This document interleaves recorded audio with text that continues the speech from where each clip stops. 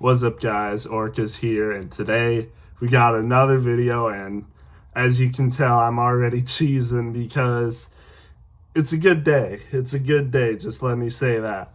Chase Briscoe gets the win. Man, what a race that was. I mean, a lot of people might say it was, a little boring at times. The dirty air was kind of crazy, how no one could pass the leader, and how you could barely pass anyone, might I add, when you got to mostly long runs. But I don't care because I think this was a good race basically solely because Chase Briscoe won. And that's really all I care about for this race, to be honest. If Chase Briscoe didn't win this race, I'd, have a lot of other things today. But Chase Briscoe won the race, so that's really all I care about. But I will talk about the rest of the race just to, obviously, as a non-biased NASCAR fan and how I've talked about every other race I've reviewed. Even when I reviewed Chase Briscoe's win at Darlington, I was still, I still talked about the race, so I'll do the same here. Don't worry about it. But let me just relish in Chase Briscoe's win first, because man, that was that was honestly very, very chaotic, very unpredictable, to be honest. But it just managed to work out. Things managed to work out, and Chase Briscoe was able to win the race. I mean, the dirty air, aero blocking, that really probably saved Chase Briscoe a lot, to be honest. If it was any other track, I don't know if he would have won trying to fuel save like that, to be honest. I think the leaders probably, or the people behind him probably would have passed him. But again, it was such a weird race because I feel like any other race that Briscoe would try to do that, he wouldn't win. But it just so happened that we're racing at Pocono, and, it was a lot harder to pass in this race than a lot of the other races that we've seen this year. And it was of course, this is like a 2.5 mile track. It's the tricky triangle. It's Pocono. I think all of the elements just managed to, come together perfectly, and just was able to get it done. He played a really good race. The strategies that happened, it got pretty wild. He was in the top 5 for stage 1. I think he got 5th in stage 1, and then there was a pit stop that happened and he lost a couple positions, and then there was a restart. He lost some more positions and a lot of other stuff, lost a couple other positions. At one point he was in 23rd, I'm pretty sure, but then, a couple other cautions came out. He was able to, make the best of it, and this was all in stage 2, by the way. Stage 2, he was all the way down to 23rd, and then, cautions came out. And then he got his way all the way up to first and was able to win stage 2, which was pretty crazy, if I must say. I don't know how he was able to do it in such a short amount of time, go from 23rd to first in the second stage alone. But, that's what happens when cautions come out and you play strategies. And I guess James Small and the crew really nailed it today. I got to give them credit. And especially the pit crew, stage 3, people were questioning. That was kind of slow for a full fuel pit stop. It was only 11 seconds. Denny Hamlin and Chris Buescher were over 13 seconds. But somehow it worked. He was able to save enough fuel and was able to win the race. Kind of got lucky with the caution, I think, shortly after he pitted, which probably helped him fuel save a bit more. So that was good. So without that caution in stage 3 after he pitted, who knows if he would have had enough fuel. I don't know if he would have, to be honest. But after that restart, after the caution, he was able to get the lead, was able to save all the fuel that he could, hang on to the lead, and was able to lead all of those laps and win the race. I mean, that was just insane. I did not think it would happen like that, but I'm so glad Chase Briscoe has won, because now he doesn't have to worry about the bubble. He doesn't have to worry about all the road courses. We got 2 road courses left or something. We got 2 super speedways left. We got Iowa, which I think he could probably do pretty good at. We also got Dover, which I think he could do pretty good at, but you never know with the road courses, especially Chicago, which is a newer course. and I don't think Briscoe's really done all that well at Chicago. And, you know, you got the super speedways, which obviously could easily go south in those races. So you never know. But it's going to be interesting to see what happens at the very least for these last few races. But I'm just glad that Chase Briscoe is secure. He's ahead of a few other people that have wins. So I think he has his spot pretty much locked in for the playoffs, which is good. And yeah, I'm just thankful we don't have to worry about the bubble anymore. He's safe and secure in the playoffs.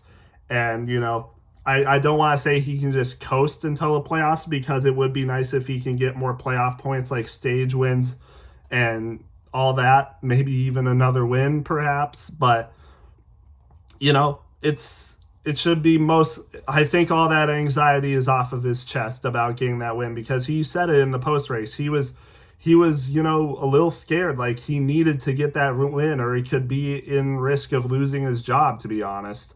Like, it was definitely coming into question. He was plus to the good before he won the race, but you never know what could happen. Like we saw last year, only 2 people made it into the playoffs off of points. And the same thing, if not less, could happen this year. Like, you really never know. We already got 2 new winners in these 2 weeks. Shane Van Gisbergen won last week on a road course. Chase Briscoe just won this week. You never know who else could win. Maybe AJ Allmendinger wins on a road course. Maybe some random person wins on a super speedway and makes it to the playoffs. You just never know what will happen. And it got pretty crazy last year. It's starting to get a little crazy this year. So I'm glad he was able to get that win, and now he is safe in the playoffs. So that was really good. Other than that, like I said, this race was mostly just, you know, strategy because of all the cautions that came out, you know, the fuel windows and stuff. It's definitely different than a lot of other races. And I didn't mention, but this race started a little bit later than normal because of the rain delay. It was supposed to start at like 1:10, basically, I would say, where the green flag would go, but that we didn't end up get going until like 3:30 or something, where the engines fired. Probably started green flag a little bit later than that, so it went a little bit later than normal. But hey, if there's, you know, just like his predecessor Martin Truex Jr., who tended to get wins when, you know, races were kind of delayed or postponed to another day, Chase Briscoe gets a win on a delayed race. So good to see for that. A lot of other people were running really well today. Denny Hamlin, of course, the best driver in Pocono history, finished second today, finished second last year, and of course got that win in 2023, I believe. Such a good racer here. Like, unless he wrecks, there's no way he's not getting a top 5 here. Like, Denny Hamlin just, I can't believe he honestly didn't win. Like, I don't know what it was today, but I feel like Denny Hamlin should have probably won this race, but just for some reason, no one could pass the leaders, and no one could really pass at all. Once you got late into the race, no one could really pass anyone, to be honest. Like, I don't know if there were any passes inside like the top 15 with like 15 or 20 laps to go. Like, everyone just held their positions. It was, again, I don't think this was a boring race. Like, of course, I wouldn't think it was a boring race because I'm a Briscoe fan. I was on the edge of my seat for all the final laps. Like, literally glued to the TV, got up, like, was walking, standing, literally prayed for him to win the race, which he did, thank God. Like, again, hey, I prayed when Chase Briscoe took the lead at Darlington last year and he won. I prayed when he was leading at this race and he won. I mean, hey, I don't know. I don't think that's a coincidence, to be honest. God is good. So, hey, I'm happy for Chase Briscoe. He got the win. But yeah, those last laps were really intense. But I've seen it. A lot of other people think this was a decent race too, and they're not Briscoe fans. So, hey, I don't know. A lot of other people think this was a good race. Maybe if I wasn't a biased Chase Briscoe fan, I'd be able to see the other reasons a little more clearly. But if I were to look at it from a non-Chase Briscoe fan, I don't know if I would enjoy or, be as glued into the last laps of the race as I would be, but I mean, maybe I still would be. I'm trying to think of it as a non-biased Chase Briscoe fan. Maybe it would be pretty interesting. Like, Chase Briscoe was low on fuel. He might not make the race. So it could have been interesting to see if he runs out of fuel as a, non-biased Chase Briscoe fan and Denny Hamlin takes the lead and wins. But, as just a pure racing fan in general for a NASCAR race, I still think this was a pretty decent race. Like, the restarts were pretty crazy, as they normally would be for Pocono. There was some interesting stuff that happened, like the strategies, the cautions and stuff. There was a few wrecks in this race that were definitely very notable, especially for a couple people that really need good finishes and wins, but just aren't getting them. So yeah, again, I think this was a really good race. You had, of course, veterans up front like Denny Hamlin, Ryan Blaney. You had some other people up front like Legacy Motor Club, which Legacy Motor Club, by the way, they are running so much better than they were last year. Like, the improvement there is amazing. Neither two of them might not make the playoffs. Like, the two cars might not make the playoffs, Eric Jones, John Hunter Nemechek, but dang, have they really improved. And that is really nice to see. Improved, and I would say better than a lot of teams that were better than them last year. Like, I would say Front Row Motorsports was better than them last year, but here we are. I think John Hunter Nemechek is better than all the front row cars right now, or Eric Jones is better than all the front row cars right now. And John Hunter Nemechek and Eric Jones, they're like right there with some of the best Spire cars like Hocevar and McDowell. So again, they are running really good. They're better than a lot of teams like Richard Childress Racing. I could say they're better than Front Row, maybe even Spire. Like, they are running good this year. That is really nice to see. And who knows, maybe they get lucky and get a win this year, or maybe they're so much better by next year one of their drivers makes it into the playoffs. You never know. But again, the improvement for Legacy Motor Club is really nice to see.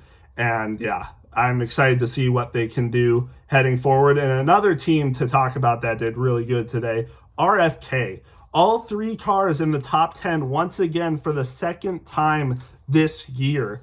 I mean, Chris Buescher with the 4th place finish, Ryan Preece with an 8th, and Brad Keselowski with a 9th. And you could argue two of their drivers could have won this race. I mean, Chris Buescher was battling Hamlin for the lead in stage 1. Was running really good. Like, he almost passed him in stage 1, actually. And yeah, it looked like he could have won the race today. Brad Keselowski had a really good race today, made up a ton of positions in the race, like legit passing people off of speed. Like, he was running really good today. It looked like he could have had the car to possibly battle for the win today, but unfortunately some strategies just didn't go his way. And then there was a costly penalty that they had after a caution. They went on pit road when pit road wasn't open yet, and he ended up having to go to the back, and he was able to make his way back up because of strategy and like more cautions and playing off of those, but still only was able to manage a top 10 finish, which again, still pretty good for Brad Keselowski. I mean, we all know how bad he was to start this season, and he has picked it up, but it's too little too late for him. He needs to get a win to make the playoffs. I don't even think it's possible for him to win or get into the playoffs off of points at this rate. He needs to get a win if he wants to make the playoffs. And that goes for a lot of other drivers, keep in mind. But yeah, we'll just have to see what Brad is able to do. But his other two drivers, they're contending to get into the playoffs off of points. Chris Buescher is plus to the good right now. And I'm pretty sure he is the third person in the lead for points that don't have a win. Only Chase Elliott and Tyler Reddick are ahead of him on points. And then it's Chris Buescher. And then I'm pretty sure it's either Bubba Wallace or Alex Bowman. So, hey, Chris Buescher's been having a heck of a season. Hopefully he can make the playoffs. Hopefully he can get a win and make the playoffs. I bet he'd feel a lot better about that if he could. But we'll just have to wait and see. And, for all the other bubble drivers, You know, I'm sure they would rather have wins right now too. But hey, some people, more than likely, there's going to be a couple to a few people that make it in on points, and I feel like they're hoping they could be some of them. So yeah, we'll just have to wait and see. But I think in terms of the playoffs, I think if Chase Elliott or Tyler Reddick don't get wins, they're basically locked into the playoffs off of points, unless people get wins ahead of them and one of them gets knocked out, which would be crazy to see. Like I said, we had 2 people last year make it in on points. That could very well be the same thing this year with Chase Elliott and Tyler Reddick, but there could also be more winners. Like, you never know. We might get 15 winners. We might even get 16 winners and no one makes it in on points, which would be kind of crazy, to be honest. I mean, imagine if Chase Elliott and Tyler Reddick don't make the playoffs, but they're higher than like half of the people that made it in because of wins. That would be crazy. And it would definitely put into question the playoff format even more. But hey, what can you do? Maybe we'll see some changes in the future, but for now, I'm enjoying the playoff format as is. I am a newer fan, so maybe I can understand why older fans might not like it as much as me. But hey, we'll just have to wait and see what they do in the future. I think whatever they do to change the format, if they do, I would be probably fine with it as long as my driver's okay and as long as it seems fair to me, which most likely I feel like it will, and hopefully it's not boring, because honestly, the playoff format that we've been having, I don't think is boring at all. So hopefully if we do get changes, hopefully they're not boring. But yeah, again, really good race today. Happy that Chase Briscoe won. I'm going to get to the drivers now, and once I get to the drivers to the bottom, I think that's when I'll talk about some things that happened. 2311 did not have a good day, I'll just say right now. All of their drivers finished outside the top 30, I'm pretty sure. So, yeah, really not good day for them. So they were probably today's biggest losers, unfortunately, because some of them really need the points like Bubba Wallace. So, yeah. But with that said, let's get to the drivers. Like I said, Chase Briscoe with the win. So happy about that. I literally screamed so loud when he won and just collapsed with a sigh of relief and everything. I mean, just beautiful win. Not really much more I can say about it, but I'm just so happy that he was able to get the win in JGR. This team hasn't won since 2023 with Martin Truex Jr. I can't remember the last win that he had, but it was like sometime, I think early summer perhaps. So yeah, it was really good to see that. So yeah. Denny Hamlin, another JGR car, finished second. I mean, the master at Pocono, what more can you say? Ryan Blaney, who won at Pocono last year, I believe, finishes third. Also a really good Pocono driver. I mean, you could argue that both Hamlin and Blaney had a better car than Chase Briscoe, but he was holding them off and he was having faster laps than them. So, hey, what can you say? Chris Buescher also might have been a car that was better, but he finishes fourth. Still a good race for him, but I bet you he would rather have that win than any good finish that he's had this year. So, but still a good day for him. 48 points is nothing to sneeze at for him. He had a really good day today. Really helped him in the points for the playoffs. So hopefully he's not the first person out. But yeah, I'd love to see him get a win though. Chase Elliott finishes fifth. I mean, again, just amazing driver. If he doesn't make it in the playoffs because 16 drivers win and he doesn't win, that would be an absolute crime, I think. Probably even more egregious than like Joey Logano winning the championship or Harrison Burton making it to the playoffs. That would just be egregious if Chase Elliott doesn't make it to the playoffs this year because he doesn't have a win. And I know I said I'm a big defender of Logano winning the 2024 championship, so I don't even know why I mentioned that. Freudian slip, I guess, if you want to say that.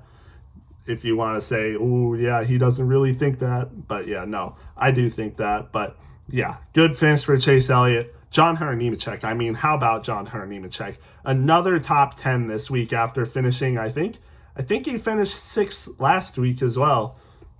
Another sixth place finish for John Hunter Nemechek at Pocono and had a top 10 finish at Mexico City. 2 different races and yet he gets it done. I mean, again, Legacy Motor Club just has been an amazing improvement. I mean, if you were to say John Hunter Nemechek would be this good, if you were to tell me John Hunter Nemechek would be this good this year, if you were to tell me last year that he would be this good this year, I would have laughed in your face, because if you want to look up the John Hunter Nemechek highlights of last year, oh, it was terrible. And I predicted that he would not be a good driver this year because of that, but he has improved drastically because of Legacy Motor Club, I would assume, and it's just really nice to see.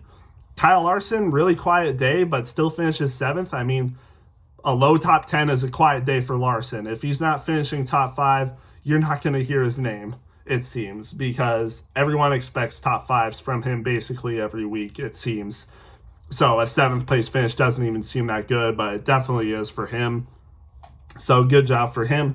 Ryan Preece, like I said, RFK had a great day today. Ryan Preece with another top 10 after he won a stage last week and finished decently, I think, at Mexico City. I mean, he's right there in the in the points bubble as well. I do think he needs to get a win to make the playoffs. I don't know if he's going to catch people like Bowman, Wallace, and Busher. I think they're all going to continue to finish consistently, and Preece won't have enough to catch them. But, hey, it's been a good first year for Ryan Preece at RFK. So, yeah. And Brad Keselowski, like I said, 9th place. Good for him. Austin Cindric rounds it out for the top 10. He was having a pretty decent race today. Top 15 all day today. Just good, solid race for Austin Cindric. I think he really has improved this year as well, even more than last year when he had a win and made the playoffs. Like, I think he is a better driver right now than he was last year. So that is really good to see for him. Even though his only win is at Atlanta, which you could... Or wait, it was Talladega he won. Even though his only win is at Talladega, which you could consider, it's a lucky racetrack, anyone can win there. But I think that's a skilled win. Penske's always good at the super speedway. So I think that was a skilled win for Austin Cindric. And he's also had some good finishes this year as well. So, yeah, good race for him. Alex Bowman, he was running solid, 11th. Not terrible. He's in the good right now in points, but he's going to need to continue to have good finishes if he wants to stay there. And, he could be one of the first people out of the playoffs, to be honest, if we get, 3 more winners. So he's got to continue to have good finishes and probably is hoping for that win. Josh Berry, 12th, not bad at all. Eric Jones, again, 2 Legacy Motor Club cars in the top 15. Eric Jones has slowly crept his way up to, the top 20, so... He's right there with some of the bubble drivers. You wouldn't think so, but he is. So impressive stuff for him. Ty Gibbs, 14th. He's going to need to win at this rate. I don't think he'll make it in on points. He's kind of close, but not really. So he's gonna need to get a win if he makes the playoffs for sure. Daniel Suarez, 15th. He's going to need to get a win to make the playoffs as well for sure. It's an all right day for him, but it's not going to be enough. And, he's at risk of losing his job this year. So hopefully that doesn't happen, but it might. Logano, 16th, not that great of a day. Same with Christopher Bell, 17th. Not great days for veteran drivers, especially Christopher Bell. He was caught up in a wreck with Kyle Busch and others who I'll get to. But I didn't think he had that much damage on his car. Maybe he did and I didn't see it, but... Still, I mean, after a wreck, finishing 17th isn't absolutely terrible, but yeah. Hocevar finishes 18th. He had some problems, had a huge spin, but saved it. So that was really impressive, but I think he had some other problems, only finishes 18th. He had a good car, possibly a top 5 car today, just didn't have the finish to back it up, as it commonly seems for him. He'll probably need to get a win to make the playoffs. You got Haley in 19th. Kyle Busch, 20th. He caused the wreck that also involved Christopher Bell. I mean, Kyle Busch, man. It's rough. It really is. It's hard to see Kyle Busch go down like this. It really is sad, honestly. And I'm not even really a Kyle Busch fan, but it's really sad to see what was once an amazing, accomplished driver just have a fall off like this. I hope his career doesn't end like this, truthfully. It's sad to see, but yeah. AJ Allmendinger 21st, Custer 22nd, Noah Gragson 23rd, Dillon 24th, Austin Dillon that is, Zane Smith 25th, Ross Chastain uncharacteristically bad day for Ross. I'm not really sure what happened. Maybe he was caught up in that wreck. I'm not sure, but just a bad day. I'm not really sure what happened. Unfortunate for him. William Byron was caught up, I'm pretty sure. He finishes 27th. Unfortunate for him as well. I'm not sure how close the, regular season championship is, but I think Larson probably dug into it a little bit because I think William Byron was having a really good day today. I'm kind of blanking on what went wrong, but yeah, just unfortunate for him. Gilliland 28th, Cody Ware 29th. Ricky Stenhouse finishes 30th. He was involved in a wreck, I'm pretty sure. Can't remember, though. Some of the stuff I can't remember. I'm sorry. But Ricky Stenhouse, not a great finish. Shane Van Gisbergen, 31st. He was involved in the Kyle Busch wreck. Tyler Reddick, here comes the 2311 problems. They have, all, brake issues, and all of them ended up getting, flat tires and crashed. And Tyler Reddick just, again, not a great day, finishes 32nd. The same thing happened with Bubba Wallace Jr. and Riley Herbst. All three 2311 cars had bad days because of things that seemed outside of their control. So I think the 2311 team might want to look into what happened because this was just weird. It all seemed like it was the same thing that happened to all of them. So, yeah. 33rd for Ty Dillon, Brennan Poole, DNF'd. I'm not sure what happened, but it's a NY racing car, so not really surprised. McDowell seemed to have the same issue as the 2311 cars as well, ended up DNFing. And then Bubba Wallace Jr., 36, who is trying to fight for a playoff spot right now. He did not need this. He was having some good finishes, good stage points and stuff, and then he gets 0 stage points and finishes 36. So not a good day for Bubba Wallace at all. So hopefully he can pick it back up and, make it to the playoffs. But I think he's definitely going to be looking for a win. I don't think he's going to want to count on points, especially when he is too far behind Tyler Reddick and Chase Elliott, and now Chris Buescher is ahead of him in points. Battling Chris Buescher and now Alex Bowman for points is going to be hard, and there's going to be new winners. So, yeah, we'll see. Well, perhaps there will be new winners, but it's going to be tough.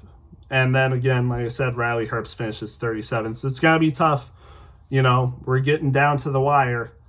So, some people got to step it up if they want to get into the playoffs. It's going to be tough, but hopefully they can get it done. Like I said, Pocono was a great race. Honestly, just because Chase Briscoe won, I'm going to give it an A-, an 8.4 out of 10.